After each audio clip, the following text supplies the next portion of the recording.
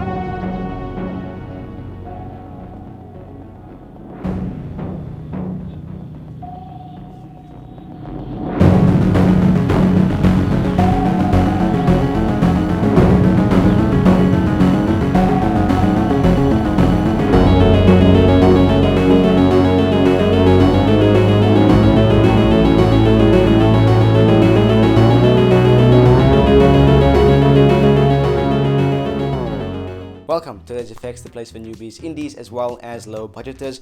I'm not sure about you guys, but I'm really psyched for the release of Stranger Things Season 2. I thoroughly enjoyed Season 1, as I'm sure most of you did, since we've been getting a ton of requests for effects from that show. One of those requests was from Joe Gador, where he asked for an upside-down Stranger Things effect.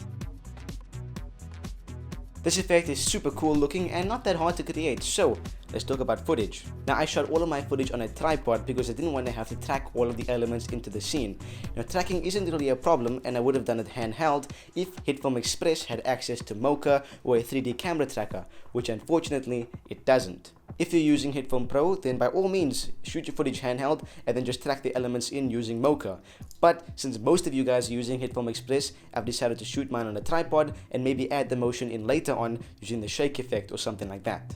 Besides that, you're also going to need a few variations of different looking plants like ivy, bushes, moss, type of tree roots, which can be easily found on Google via a simple search. Just make sure you're downloading a PNG image so there's no background. For the ash-like particles that float down, I was going to use a particle simulator, but once again, that doesn't come in Hitfilm Express. So I contacted our good friends over Production Crate, and they managed to come up with these really cool, high-quality ash-like embers falling footage specifically for this tutorial. But without further ado, let's jump into Hitfilm and turn this frown upside down.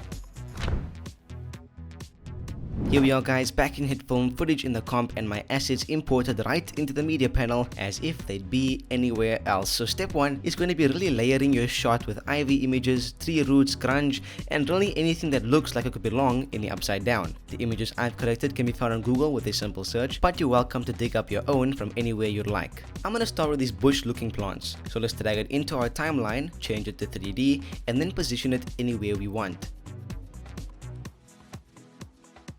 I'm choosing to start on this cabinet up here for a start, so I'll rotate, scale, and position it into place until I'm happy with it.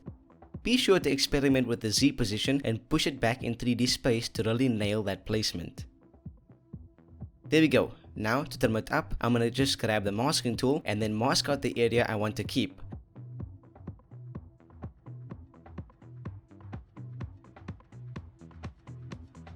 Then feather it slightly, maybe about say 5 pixels. We can now repeat this all over the shot. Really layer it in, coat the walls and surrounding objects in it. Okay, next I'm gonna use this hanging moss image, so the same steps apply. Drag it into the timeline, change it to 3D, then scale and position it into place, making sure we have some variation in the Z position so that it's staggered in 3D space. For this one though, I want to color match it a bit to the other images we have, so let's head to the effects panel, search for the curves effect and then apply it. This doesn't have to be 100% since our color grade is going to be pretty extreme and therefore cover up any imperfections. What I'm going to do is darken it just a tad.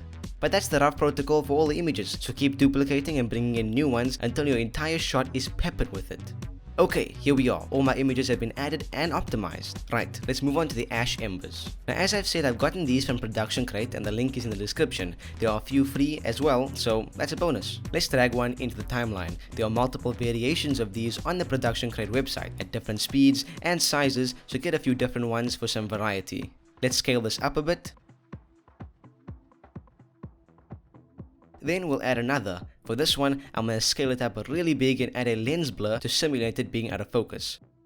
The amount doesn't have to be really high, just maybe about 1 or 2 pixels.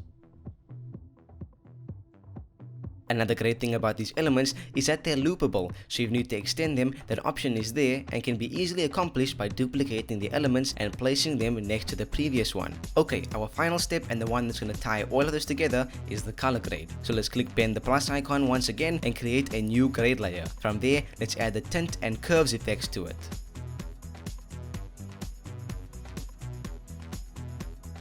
In the tint effects controls, let's lower the amount to 20% and set the black value to a dark blue. Then in the curves controls, let's add a bunch of contrast in. Then with the blue channel selected, let's pump it up a bit. Let's switch over to the green channel and I'm going to push that up slightly as well. We can then do the same for the red channel just so that we can maintain some of our skin tones.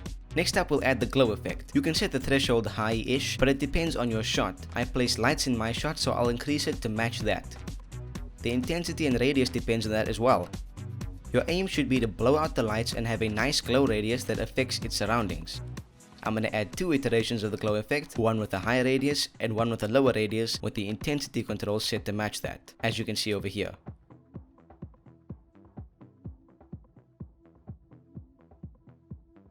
Finally, I add the brightness and contrast effect just to add a tinge more contrast, but that's a personal preference on my side. And that's all there is to it, guys. In my shot, I did add a slight vignette that can be accomplished really easily by just adding the vignette effect to our grade layer. Also, if you want your shot's blue tint to be a little bit more noticeable, then a neat trick is to create a dark bluish green type of plane, like a turquoise, and then with it placed on top of all of your other layers, set the opacity to about 15%. This just pushes the blue and green tones a bit further, but at the end of the day, it's up to you. Other than that, follow all those steps, eat some Egos, smack an alien with a spiky bat, and keep the temperatures cold because, you know, he likes it cold, and you should end up with something that looks a bit like this.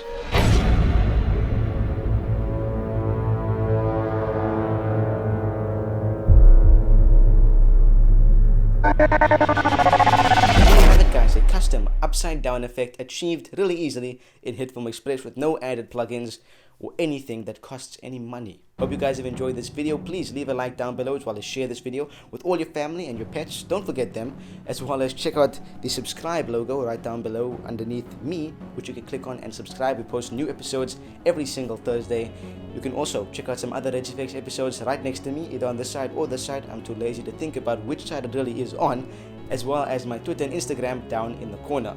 But that wraps up this week's episode. Hope you guys have enjoyed it, and until next time, I will see you in the next episode.